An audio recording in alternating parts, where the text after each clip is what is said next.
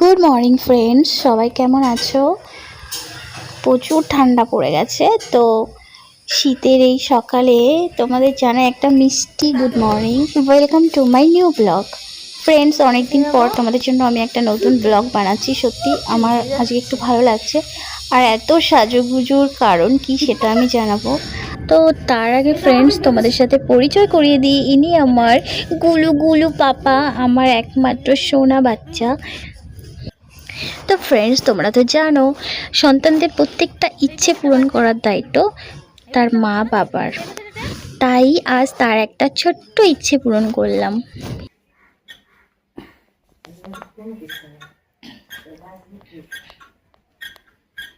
Hi guys,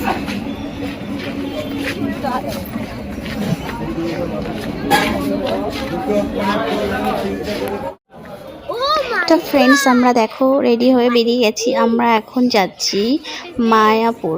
তো আমরা যাব বনগাঁ হয়ে।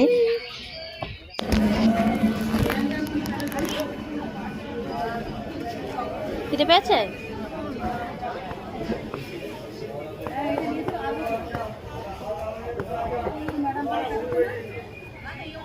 কিভাবে খাওয়া বলে এটাকে?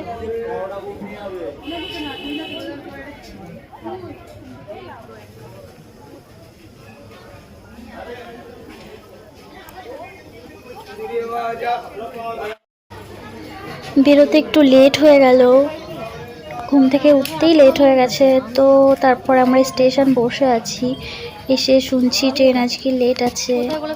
তো ট্রেনের জন্য ওয়েট করছি। আমার পাগলটা খাচ্ছে দেখো, ও লুচি দেখলে লোভ সামলাতে পারে না, লুচি ওকে দিতেই হবে। লুচি পাগল।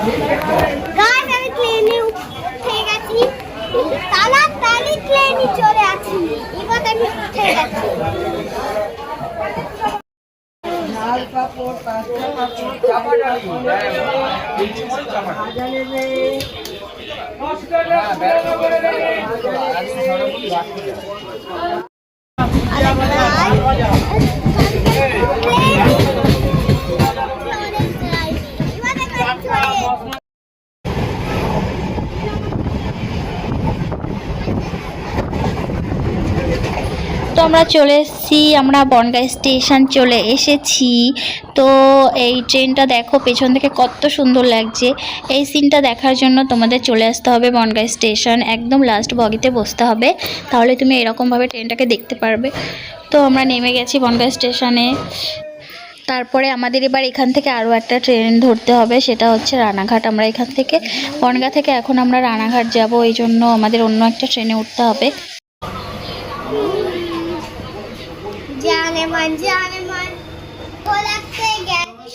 তো আমরা 2 নম্বর ট্রেনটায় উঠে গেছি। এখান থেকে আমরা সোজা চলে যাব রানাঘাট। তারপরে রানাঘাট থেকে আমাদের আবার কৃষ্ণনগর যাবার ট্রেনে উঠতে হবে।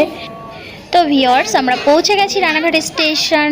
তো এখানে এসে জানতে পারলাম কৃষ্ণনগর যাবার ট্রেনটা একটু লেট আছে। তো একটা ট্রেন আসবে, সেটা হচ্ছে লালগোলা। আর লালগোলাটা প্রচুর ভিড় হয়, জানি না ওর মধ্যে ঢুকতে পারবো কিনা। তো আমরা গাড়ির জন্য ওয়েট করছি। দেখো আবার সেই লুচি, আবার লুচি। ও লুচি দেখলে ও পাগল হয়ে যায়। হ্যাঁ, বললাম না লালগোলায় উঠতে পারবো কিনা জানি না, প্রচুর ভিড় ছিল। আর আমার ছেলে ছোট, এই জন্য ওকে নিয়ে উঠতে পারলাম না, অসম্ভব। তো তারপরে যাই হোক, পরে একটা ট্রেন এসেছিলো, ওটা ফাঁকা ছিল একদম, ওটাই করে এসছি। তো তারপরে পৌঁছে গেলাম কৃষ্ণনগর। এবার এখান থেকে আমরা একটা অটো রিজার্ভ করে নিয়েছি। তো এটা একদম পুরো আমাদের মায়াপুর ঘাটে নামাবে। তো আমরা ঘাটের কাছাকাছি চলে এসেছি, এবার আমরা ঘাটের দিকে যাচ্ছি। তো আমি তোমাদের একটা কথা বলতে চাই, যারা বারাসাত কিংবা কলকাতা থেকে আসতে চাইছো তাদের বলবো তারা এই সাইড থেকে না এসে ব্যারাকপুর হয়ে এসো, তাহলে ওখান থেকে সুবিধা হবে, ওখান থেকে কাছে। এই দিকটা প্রচুর ঘুরতে হচ্ছে আমার। তো ফ্রেন্ডস, এখান থেকে আমি 3টে টিকিট কেটে নিয়েছি, 9 টাকা নিয়েছে। তো এরপরে আমরা ঘাট পার হব। ঘাট পার হবার সাথে সাথেই আমরা কিন্তু আমাদের প্রভু কৃষ্ণ তার কাছাকাছি চলে আসব, একদম তার ক্লোজ আমরা চলে আসব। তো চলো তাহলে আমরা ঘাটটা পার হয়ে নিই, এত সুন্দর একটা দৃশ্য তোমাদের দেখাবো।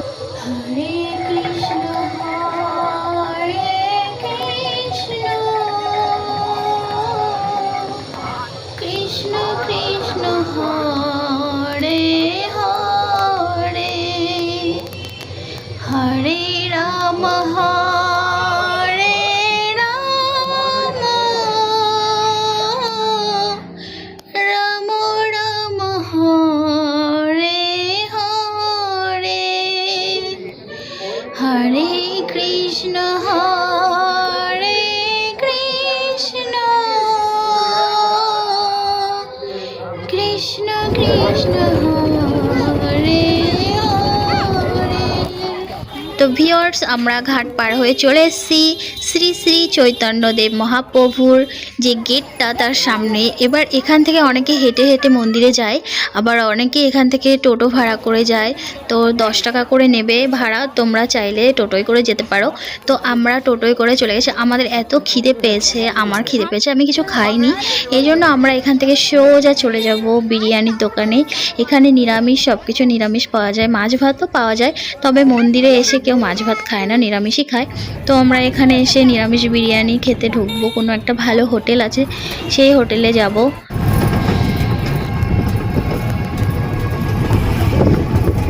কৃষ্ণ রাধা রানী সবাইকে সারাদিন কৃষ্ণকে ভালোবাসে, আমাকে ভালোবাসে।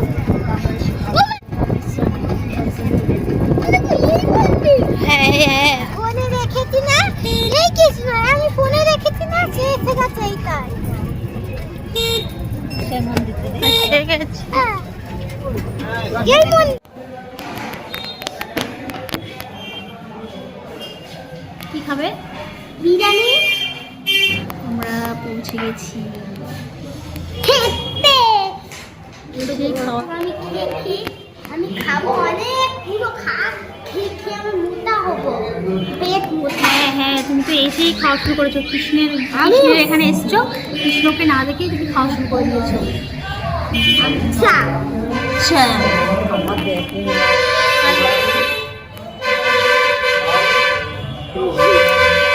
বন্ধুরা, বিরিয়ানিটা একদম ভালো হয়নি, একদম বিচ্ছিরি, কোনো টেস্ট নেই। এটা বিরিয়ানি ছি, তবুও খাইতে হচ্ছে, কারণ টাকা দিছি, টাকা। পচা বিরিয়ানি।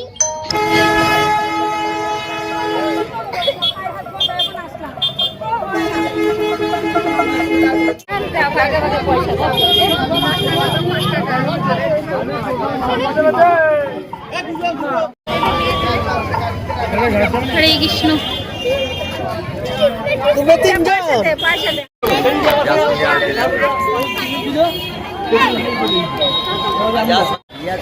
তো ফ্রেন্ডস, আমরা আবার একটু পরে বেরিয়ে যাব। আমাদের হাতে বেশি টাইম নেই, 3 ঘন্টা মতো টাইম আছে। আমরা 3 ঘন্টার মধ্যে যেটুকু পারি আমরা দেখব, তারপরে আমাদের লাস্ট ট্রেন। আবার তার আগে আমাদের যেতে হবে, আমরা এবার অন্য দিক থেকে যাব, আমরা ব্যারাকপুর হয়ে যাব। তো তাড়াতাড়ি যেটুকু পারি সাথে সাথে দেখে নিই।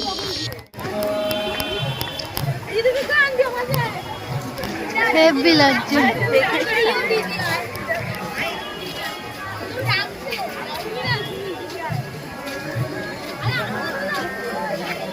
এখানে দাঁড়া। তো ভিউয়ার্স, আমি জানি না আমার মতন কারা কারা জীবনে এতটা স্ট্রাগল করছো বা করেছো। আমি যেটুকু স্ট্রাগল করছি, যেভাবে মানুষদের চিনছি, মানে বাড়ির পাশের বাড়ি পর্যন্ত যেতাম না, সেই মেয়ে এখন মনে হচ্ছে যেন পুরো পৃথিবীটাকে চিনে নিয়েছি। মানুষ কে কী চায় সব কিছু চিনে নিয়েছি, জেনে গেছি। তো আমার মনে হয় ঝগড়া, অশান্তি, ঝামেলা, মারামারি এইসব করার থেকে সিঙ্গেল থাকা অনেক ভালো। সিঙ্গেল মাদার হয়ে প্রচুর দায়িত্ব, সব দায়িত্ব পালন করছি। জানি না পারবো কি না, তবে চেষ্টা করছি। প্রত্যেক দিন ঝগড়া, অশান্তি, ঝামেলা, মারামারি, এর থেকে ভালো নিজের মতো নিজে থাকো, সিঙ্গেল হয়ে থাকো। অনেক শান্তি, অনেক শান্তি, সত্যি অনেক শান্তি। নিজের মতো কাজ করো, দায়িত্ব পালন করো, এটাই অনেক শান্তি। আর ফ্রেন্ডস, আমি একটা কথাই মেয়েদের বলবো, যেখানে তোমাদের সম্মান নেই, যেখানে তোমাদের মা বাবার সম্মান নেই, তোমাদের মার খেয়ে থাকতে হচ্ছে, সবসময় অপমান করছে, সেখানে না থাকাই ভালো, সেখান থেকে বেরিয়ে আসাই অনেক ভালো।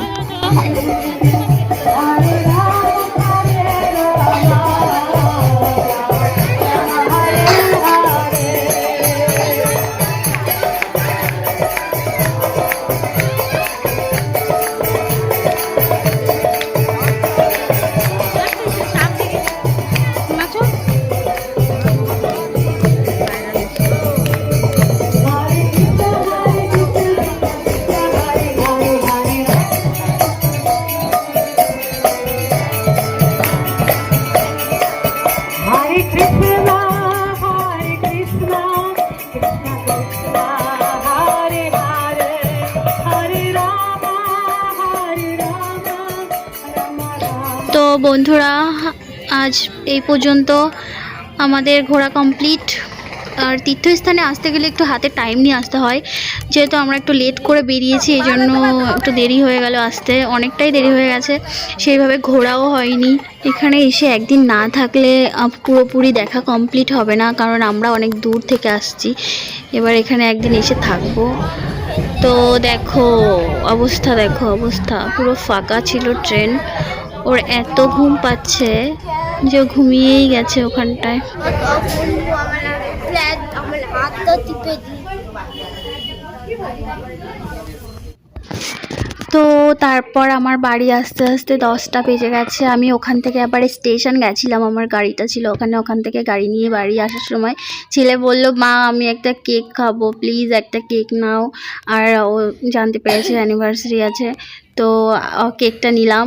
নিয়ে এবার বলছে এবার তোমাকে কাটতে হবে, তো ওর জন্যই করলাম। সত্যি আমার ইচ্ছে ছিল না, আমার এমনিও ভালো লাগছিল না এসব, তো ও বললো বলেই জোর করলো, ওই জন্য নিলাম। ঠিক আছে, বাই বাই, আবার দেখা হচ্ছে অন্য একটা নতুন ব্লগ নিয়ে।